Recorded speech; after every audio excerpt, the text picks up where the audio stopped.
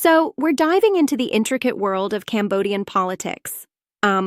Looking at the 2013 parliamentary elections and all the layers beneath that, from the electoral process to deep historical roots and economic developments. Right. It's fascinating how this election reflects not just numbers and seats, but also a whole mix of historical legacies and modern challenges. Exactly. For instance, you have the announcement by Minister Kyo Kanarith on Facebook. Yes, Facebook. In which he declared the preliminary seat count, stating CPP had 68 seats and CNRP something like 55. But, there was already a controversy brewing, right? Absolutely, because even before the official confirmation by the National Election Committee, there were allegations of vote buying and irregularities, and, critics pointed out that the NEC and the Constitutional Council were perceived as too close to the CPP. Yup. Right. And the electoral result itself, while showing political consolidation, basically the system now revolves around only two major forces, the CPP and the CNRP, brings up some real questions about democracy. It's like on one hand, you see the deep historical ties, and on the other, a potential polarization in the political dialogue. Yeah, it's almost like the political landscape is being distilled to its most potent elements. And when you think about how the CPP inherited its legacy from the old Kampuchean People's Revolutionary Party, it's like history is literally written into their organizational DNA, right? Right, exactly. The CPP's roots stretch all the way back to 1951, and then morph through the era of the Vietnamese invasion, the one-party regime, and so on. You know, it's like, a survival tale, but with a lot of controversy about how that historical baggage influences modern governance. And yet there's also the Phun Sin Pek Party and its evolution, from being the King's Party founded around Sihanouk to its eventual alignment with other parties. That really shows how, over time, the political identity of these traditional parties can become blurred. Yeah, and that blurring really impacted the royalist vote. With Phun Sin Pek declining and merging eventually with what became the Nationalist Party, we see a clear emergence of the two dominant players, CPP and CNRP. This, in turn, raises a strategic point. No more need to build coalitions. They can simply focus on ruling versus opposition. Interesting point, but isn't it also true that the opposition, especially the CNRP, formed from the merging of groups like the SRP and HRP, faces challenges in creating a comprehensive political program? I mean, they seem to have a platform that's strong on human rights and corruption, but still sometimes feels a bit underdeveloped, right? Yeah, exactly. Their anti-corruption and human rights appeals, including those fiery anti-Vietnamese rhetoric moments from Sam Rainsy, have indeed rallied some voters. But, critics might say that this platform, while appealing on many social issues, doesn't fully articulate economic or broad governance reforms. Right, there's a kind of tension there. And speaking of economic issues, the analysis really underscores how the CPP's long-standing rule was also credited for, continuous economic growth.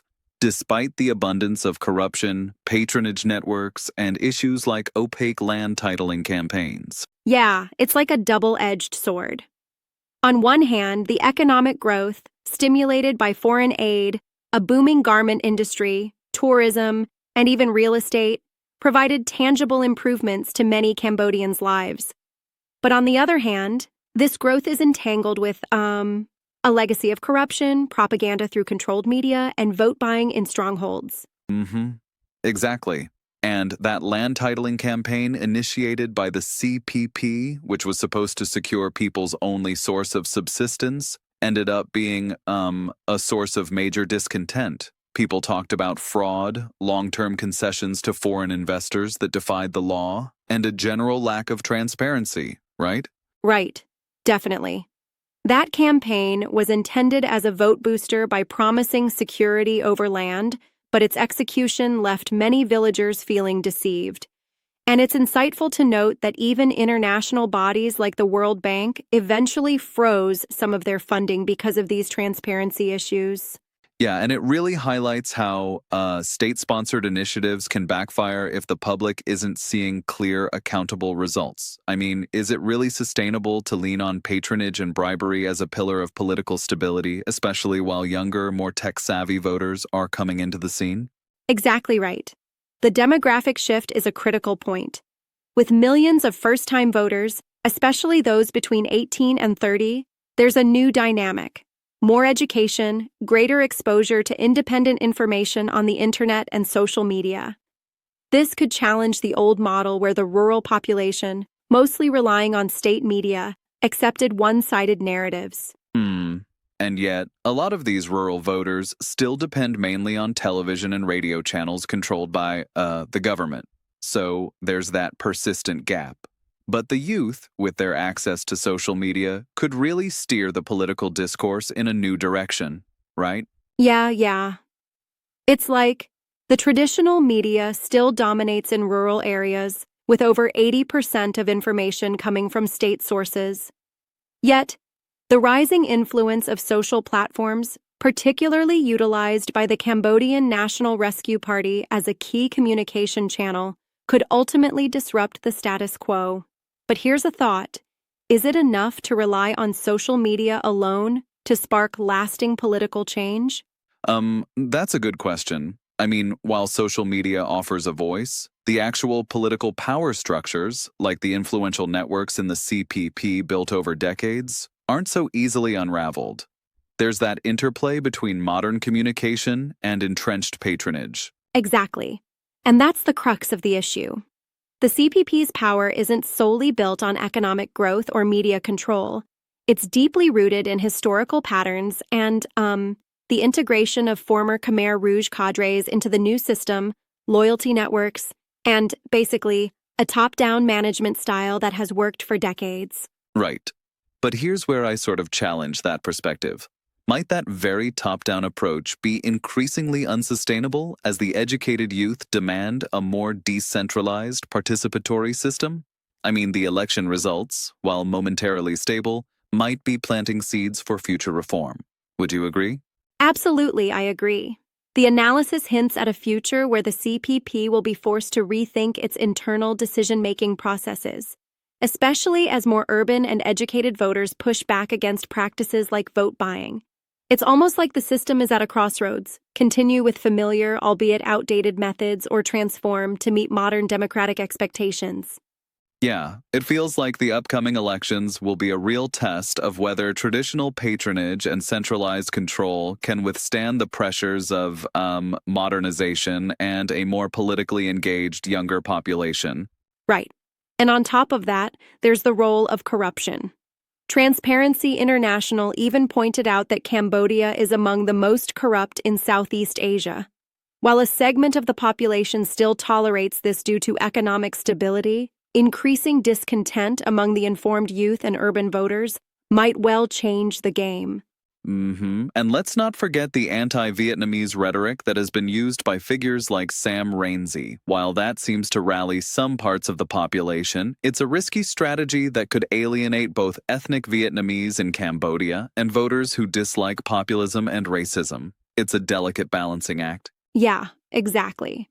It's like, on the one hand, the CNRP uses this rhetoric to position itself as the clean alternative to corruption. On the other, it risks oversimplifying complex issues into a kind of us versus them narrative that might backfire in the long run. Right, because sustenance in the political arena isn't solely about suitable rhetoric, it's also about implementing solid, sustainable policy frameworks, which brings us back to the CPP's long-term challenge. Can they reform enough to remain competitive as Cambodia modernizes? Absolutely. Future outlooks suggest that both the CPP and the CNRP have tough roads ahead. The CPP might need to decentralize some decision-making power and allow more genuine participation within its ranks, while the CNRP has to broaden its policy scope beyond the anti-corruption and human rights narratives if they hope to govern responsibly. And in a way, that'll affect every sector, from economic diversification beyond raw material exports and garment industries to building up robust institutional frameworks for better media oversight and electoral reform. It's a holistic challenge for Cambodian political actors, isn't it? Right. It really is. And when you consider that Cambodia's journey from post-Khmer Rouge devastation, where almost everything was in ruins, to its current state of economic growth and social stability, it's quite the transformation. Yet, transformation, as we know, comes with growing pains. It's like, building a house on a fragile foundation, you know? True. And that vulnerability is accentuated by the fact that a significant portion of the population is still rural and uninformed by independent media channels. That reinforces the status quo, but might, as the youth get more empowered, also push for change in how information is disseminated. Yeah, and speaking of information, the lack of independent sources reinforces the CPP's narrative, but also limits public debate. With only about 7% of people using the internet for news, the vast majority still rely on state-controlled TV and radio. This skew can shape political decisions on a massive scale.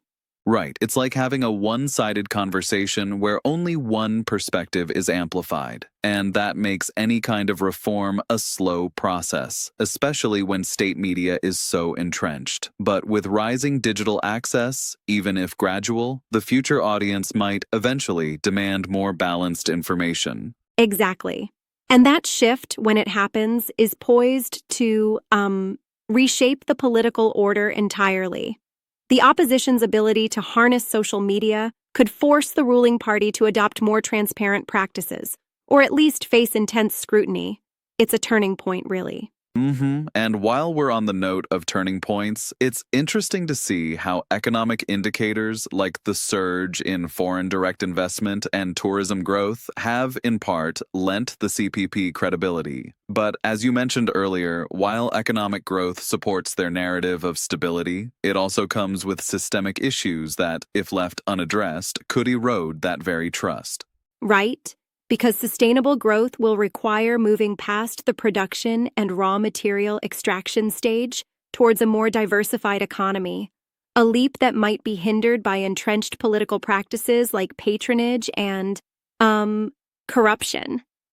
And that's something both parties will have to grapple with moving forward. Exactly. The real question is whether the political elite, especially within the CPP, can adapt to these modern pressures and delegate decision-making authority more democratically. If not, even the hard-fought economic gains might not translate into broader political legitimacy. Yeah, and it'll be especially intriguing to watch how these tensions play out in future elections. Will a modernized, more inclusive opposition lead a democratic shift? Or will traditional practices persist despite an increasingly informed and urban population? Only time will tell. Absolutely. The whole situation encapsulates a dynamic interplay of history, economic progress, and evolving societal expectations, a real political saga unfolding in front of us.